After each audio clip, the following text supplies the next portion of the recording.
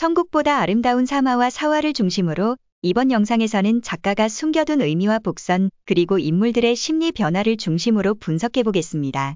특히 미스터리한 인물 소미와 그녀가 상징하는 존재에 주목할 필요가 있습니다. 3화 초반 해숙은 기억의 방을 찾아가 자신의 일생을 되돌아보는 장면으로 이야기가 시작됩니다.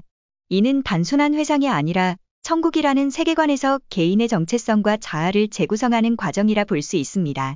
그녀가 자신의 과거를 마주한 후 홀가분한 표정으로 돌아온 것은 일종의 자기 용서 혹은 자기 인정의 순간입니다. 기억의 방은 단순한 회상 공간이 아니라 죽은 자가 스스로를 되돌아보며 자신이 누구였는지, 어떻게 살아왔는지를 마주하는 치유의 장소입니다.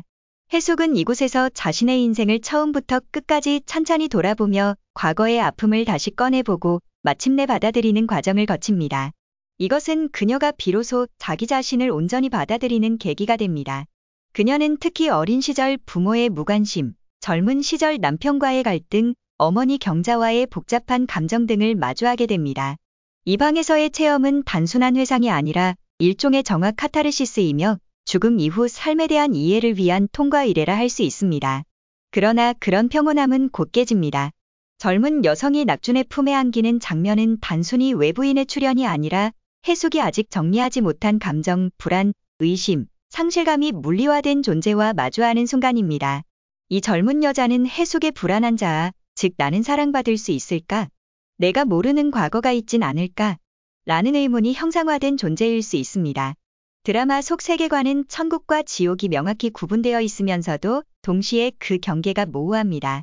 낙준은 천국의 우편 배달부로서 저승과 이승을 넘나드는 존재이고 이 과정에서 지옥으로 떨어지려는 여성을 손을 뻗어 구해냅니다.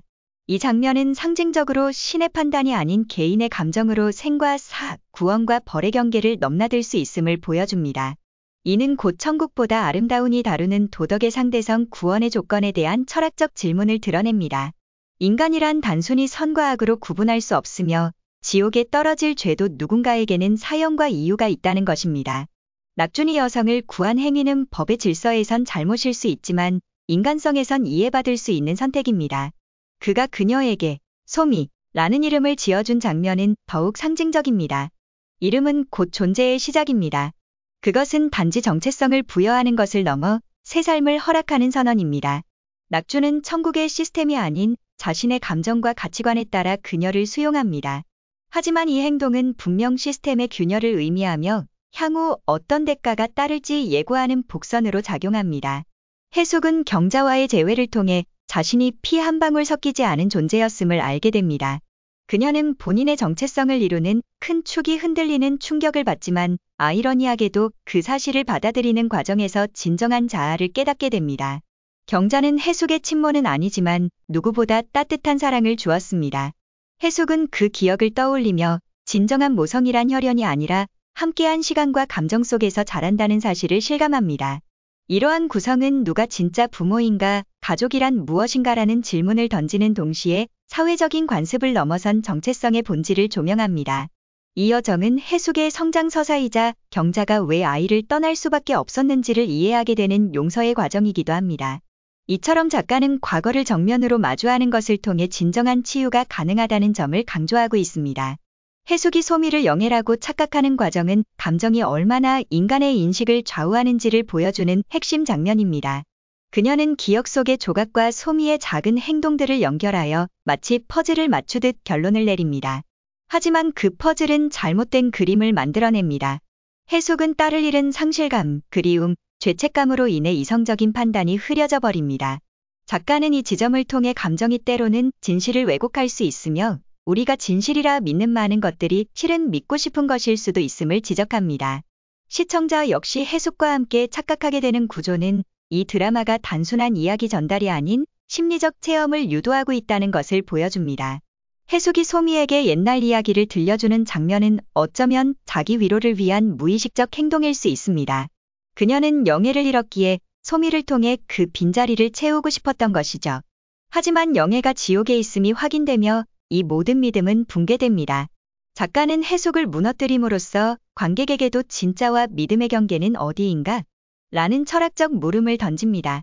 박철진은 단순한 악인이 아닙니다. 그는 죄를 지었지만 그 안에는 누군가를 위한 절박한 감정이 있습니다.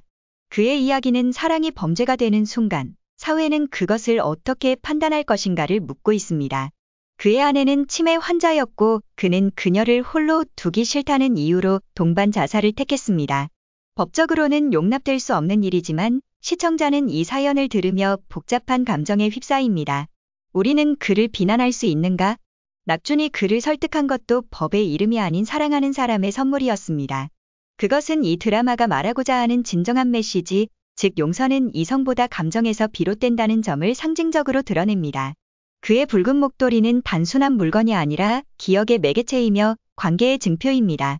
낙준이 그것을 박철진에게 건넸을 때 그는 사랑을 떠올렸고 결국 저항을 멈췄습니다.